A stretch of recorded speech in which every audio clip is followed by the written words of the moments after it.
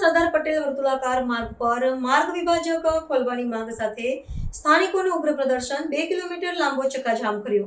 અમદાવાદ શહેરના સરદાર પટેલ વર્તુળાકાર માર્ગ પર આવેલા હિલ્લો કતિગૃહ નજીક સ્થાનિક રહીશોએ ફરી એકવાર રસ્તા પર ઉતરીને ઉગ્ર વિરોધ પ્રદર્શન કર્યું હતું। માર્ગ વિભાજક વચ્ચેનો રસ્તો ખુલ્લો કરવાની લાંબા સમયની પડતર માંગ સાથે મોટી સંખ્યામાં એકત્ર થયેલા નાગરિકોએ માર્ગ રોકી દેતા ભારે અફરાતફરીનો માહોલ સર્જાયો હતો।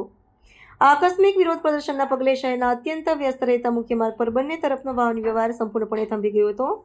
માર્ગ વિભાજક બંધ હોવાને કારણે સ્થાનિક નાગરિકોને રોજિંદી અવરજવરમાં પડતી ભારે હાલાકીના વિરોધમાં આંદોલન કરવામાં આવ્યું હતું। દેખાવકારોએ રસ્તો રોકી દેતા માર્ગની બંને દિશામાં આશરે 2 કિલોમીટર લાંબા વાહનોનો ખડકલો થઈ ગયો હતો અને ભારે ચક્કાજામ સર્જાયો હતો। વાહન ચાલકો કલાકો સુધી અટવાઈ પડ્યા હતા અને લોકોમાં ભારે રોષ જોવા મળ્યો હતો। સ્થાનિકોએ સ્પષ્ટ ચીમકી ઉચ્ચારી હતી કે જ્યાં સુધી તેમની માર્ગ વિભાજક ખુલ્લો કરવાની એકમાત્ર માંગણી સંતોષવામાં નહીં આવે ત્યાં સુધી તેઓ પોતાનો વિરોધ સમેટી લેશે નહીં।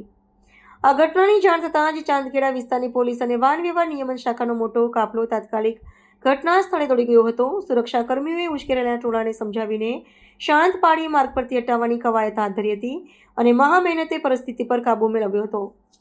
વહીવટીતંત્ર દ્વારા નાગરિકોની આ સમસ્યાનો સત્વરે કાયમી ઉકેલ લાવવાનું આશ્વાસન આપવામાં આવ્યા બાદ ધીમે ધીમે વાહન વ્યવહાર પૂર્વવત કરવામાં આવ્યો હતો। જો કે આ મુદ્દે હજુ પણ સ્થાનિકોમાં તંત્રની ઉદાસીનતા પ્રત્યે ભારે નારાજગી પ્રવર્તી રહી છે।